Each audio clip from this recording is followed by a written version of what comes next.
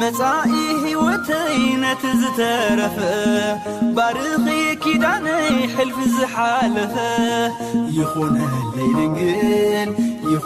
الليلنجل ننسي زتعما سماياوي بيتي صباح بسم ስላሴ በስመ አብ ወወልድ ወመንፈስ ቅዱስ አሐዱ አምላክ አሜን። መንፈሳዊ ስነ ጽሑፍ ብፈተና ምሕላፍኪ ንዝመፀኪ ፀገማት ብትብዓት ግጠም እዮም። ብዙሓት ከበድቲ ፀገማት እንከለዉ ብዓይኒ ካልኦት ግና ቀሊል ኮይኑ ዝረአ ክመፀኪ ይኽእል እዩ። እዚ ግና ዝያዳ ከጥፍአክን ከብልሐክን እዩ ዘለዎ። ፈተናታት ካብቲ ጎዲኦም ኢልኺ ተቐንዘብዮን ተሓዝንዮን ንላዕሊ እዮም ዘምህርኽን ዝጠቕሙኽን። ሎሚ ተፈቲንኪ ብዙሕ ሓዚንኪ ክትኮን ትኽእሊ ኢኺ። ጽባሕ ግና ዝያዳ ክትሕጐሲ ከምዝኾንኪ እመኒ።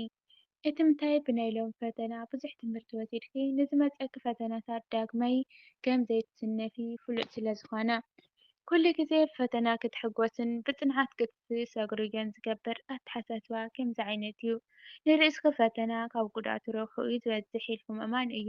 ብፈተና ዝጉዳእ ጽባሕ ረህዋ ምዃኑ ዘይምርዳእ ጥራይ እዩ። ብፈተና ዝጉዳእ ሰብሲ ጽባሕ ረህዋ ምዃኑ ጽባሕ ካሊእ መዓልቲ ምዃኑ ዘይምርዳእ ጥራይ እዩ።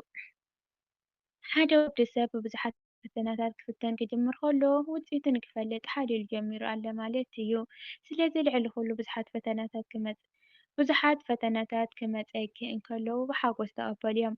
እግዚኣብሄር እውን ንዝሃርዮም ቅዱሳን መላእኽቱን ብዙሕ ፈተናታት ፈቲኑ እዩ ብቕዓቶም ዝረአየ። ስለዚ ኩሉ ግዜ ኣብ ፈተናኪ ኣብ እግዚኣብሔር ኣምላኽ ተወኪልኪ ወይ ከዓ ተመርኪዝኪ ተሓልፍዮም ምዃንኪ ሰጊርኪ ብትብዓትን ብሓጎስን ተቐበሉ እዮም። ተስፍኦም ድማ ከምዚ እንዳበለ ብፈተንኦምን ብጎድሎምን ክሕጐሱ እሞ ንከይርስዕዎ ዘዘኻኽሮም ዕብራውያን 10:32 ነተን ብዙሕ ገድልን ስቃይን ተሓጊዝኩም ብርሃን እናተቐበልኩምን ቀዳሞት መዓልትታት ዘኪርዎን ክብሎም ከሎ ፈተናታት ስቃይን ዘይውዳእ ዘይነፅፍን ኣክሊል ሓጎስ ክቕበሉ ከምዝኾኑ እዩ ዘተስፍዎም። ድሕሪ ችግር ድሕሪ መከራ ድሕሪ ስቃይቲ ዓወት እኒኦ ብርሃን እኒኦ። ቅዱሳን ሃዋርያት ተሪእና ለምሳሌ ግዜ ድሕሪ ችግር ድሕሪ መከራ ድሕሪ ስቃይ ክንደይ ጥሜትን ፅምአን ቁርን ፀሓይን ተፃዊሮም ድሕሪ እዮም ኣክሊል ዓወት ደሞም መፍሲሶም እዮም ድሕሪ ኣክሊል ዓወት ረኺቦም።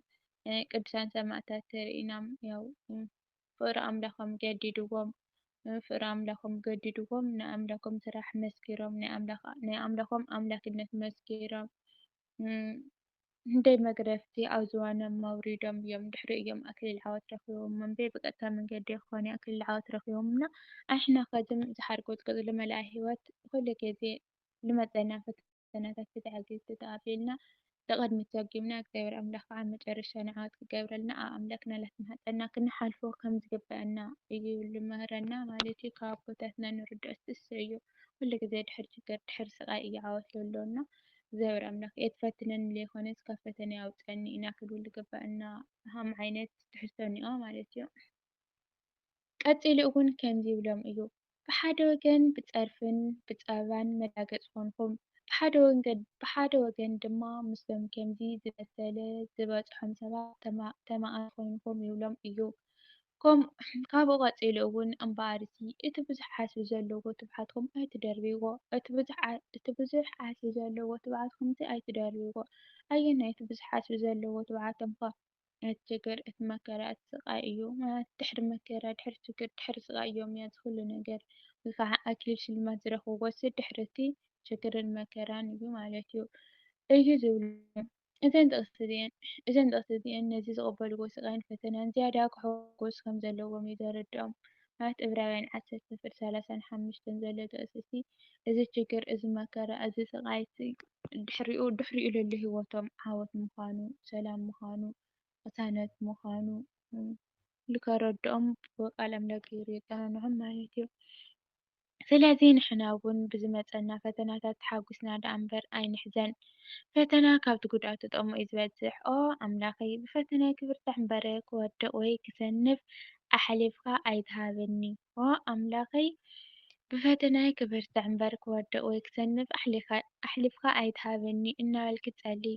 ጸሎት እታ ቀዳማይ ኣጽዋር ናይ ብሕማቕ ዝፍተኑ ፈተናታት እያ ይብለና። ስለዚ ኩሉ ግዜ እዚ ኣብ ሽግርና ድዩ ኣብ ፀገምና ኣብ ሓዘንና ለኣምላኽና ክንቐርብ እኒአና። ኩሉ ዝኽእል ኣምላኽ ኩሉ ችግራትና ይፈትሐልና እዩ። ሓዘንና ለሓጎስ ይቕይረልና፣ ሕማምና ናብ ጥዕና ይቕይረልና፣ ፀገምና ናብ ረህዋ ይቕይረልና። ኮታስ ኩሉ ነገር ልኡሉ ዝሰኣነ ነገር የለ ኩሉ ኢሉ እዩና ክችግረና ከሎ ክፀገመና ከሎ ካብ ካሊእ ነገር ለኣምላኽና ጎይና ኣብ ኣምላኽና ችግርና ተንፈትሕ እግዚአብሔር ኣምላኽ ይፈትሐ ችግርና ልብል እየ ተረዲአላ ካብዛ ስነ ፅሑፍ ማለት እዩ። መጻኢ ህይወተይ ነቲ ዝተረፈ ባርኺ ኪዳነይ ሕልፊ ዝሓለፈ ይኹነለይ ድንግል ንነሰይ ዝጥዕማ ሰማያዊ ቤተይ ጽባሕ